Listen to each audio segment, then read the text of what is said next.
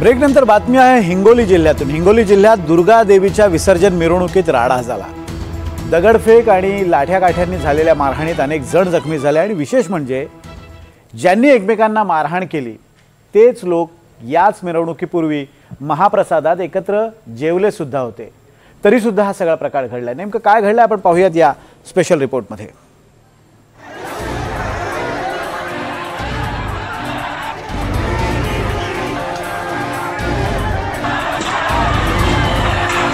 देवीच्या विसर्जन मिरवणुकीत दोन गटात तुफान राडा झाल्याची घटना हिंगोली जिल्ह्यातील सेनगावच्या येलतुरा गावात घडली आहे। लाठ्याकाठ्या आणि दगडफेक करत दोन्ही गटात तुंबळ हाणामारी झाली। हाणामारीत गावातील 5 ते 6 जण गंभीर जखमी झाले।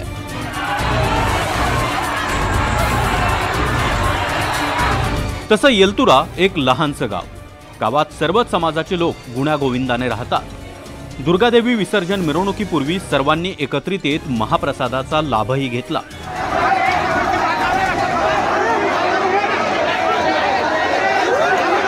त्यानंतर विसर्जन मिरवणुकीला सुरुवात झाली। मिरवणूक गावातल्या मारुती मंदिराजवळ येताच दगडफेक आणि हाणामारीला सुरुवात झाली। हा राडा होण्यामागचं कारण ऐकलं तर तुम्ही डोक्याला हात लावा। मिरवणुकीत गोपीनाथ मुंडे यांचं गाणं वाजवल्यानं दुसऱ्या गटाकडून दगडफेक करण्यात आल्याचा आरोप एका जखमीनं केला, तर दुसऱ्याने मनोज जरांगे यांचा फोटो फाडल्यावरून हा राडा सुरू झाल्याचं सांगितलंय।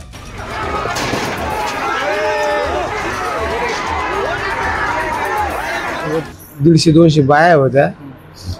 नेमकं मारुतीच्या मंदिराजवळ आल्याच्या नंतर त्या गाण्यावरून वाद झाला। वाद होणं म्हणजे त्यांनी डायरेक्ट दगडाचा आणि काठ्याचा अटॅकच केला। कोणतं गाणं होतं? गाण्यामुळं। कोणतं गाणं होतं? ती गोपीनाथ मुंडेचं गाणं। पण दोन्ही समाजाचे माणसं एकत्र जेवायला बसले। हो हो, तर तिथपर्यंत काहीच वाद नव्हता। मिरवणूक पारापर्यंत येईपर्यंत, पारापर्यंत आल्याच्या नंतर मग तिथंच ते गाण्याचं निमित्त करून त्यांनी डायरेक्ट अटॅक केला।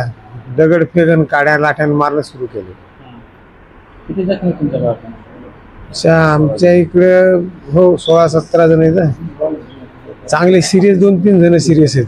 ते ठरवलं, त्याच्यानंतर आम्ही गाणी वाजवत समोर आलो मंदिरापर्यंत आलो। मागं कोणी म्हणजे समोर व्हा, आमच्या घरापुढे वाजू नका। मागं आमच्या मंदिराच्या देवीच्या म्हणजे लेडीज बी होत्या, समोर बँड, मधात आमचे नाचणारे पार्टी आणि पोलीस बी होते साईडला।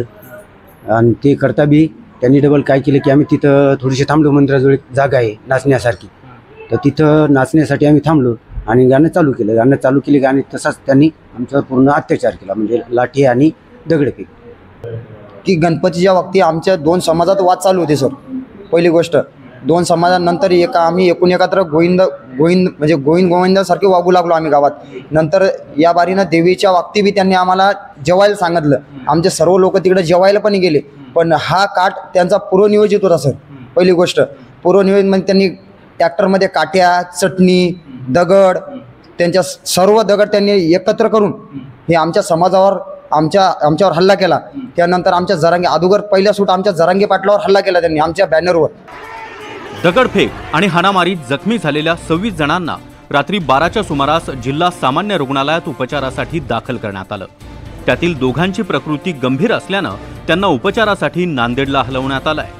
बाकीच्यांची प्रकृती स्थिर असल्याची माहिती डॉक्टरांनी दिली आहे। रात्री साधारणतः 12च्या वेळेमध्ये जवळपास टोटल 26 पेशंट येलतुरा गावामधून येथे दाखल झाले होते।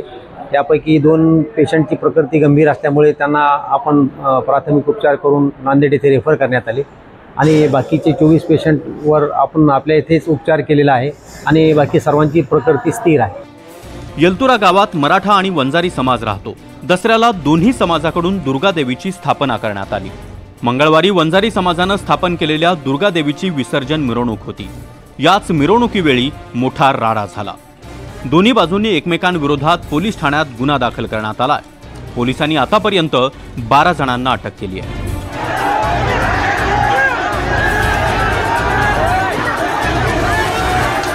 या गावामध्ये एक वंजारी समाजाची दुर्गादेवी स्थापन झालेली होती आणि मराठा समाजाची पण एक दुर्गादेवी स्थापन झालेली आहे। तर वंजारा समाजाच्या देवीचं काल 8व्या दिवशी विसर्जन होतं। विसर्जन हे 6 वाजता काल सायंकाळी चालू झालं।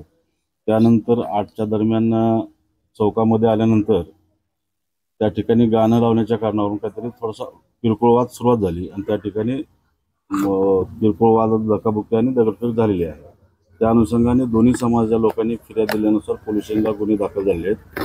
त्यामध्ये 5-25 इकडच्या ग्रुपनी त्या ग्रुपनी नावं दिलेली आहेत आरोपी म्हणून. त्यातले काही आरोपी आपण रात्रातून अटकही केलेले आहेत. आणखी आरोपी बाकी आहेत अटक करायचे, ते करत आहोत. आता गावामध्ये पूर्णपणे शांतता आहे, काही अडचण नाही कुठे. विषय अगदी किरकोळ होता, त्यावरून इतका मोठा राडा होण्यासारखंही काही नव्हतं. पण या सगळ्याला पार्श्वभूमी आहे मागील वर्षभरात दोन्ही समाजात निर्माण झालेल्या दरीची. मराठा आरक्षणाच्या मुद्द्यावरून दोन्ही समाज एकमेकांसमोर उभे राहिले. संतोष देशमुख हत्या प्रकरणानंतर दोन्ही समाजातील वातावरण अधिकच गढूळ बनलं. एकीकडे नेत्यांचं राजकारण होत आहे, पण दुसरीकडे एकाच गावात गुण्यागोविंदानं राहणारा हा समाज आता एकमेकांची डोकी फोडू लागलाय. याचाही विचार कुठेतरी होणं गरजेचं आहे. समाधान कांबळेसह bureau report, NDTV Marathi, Hingoli.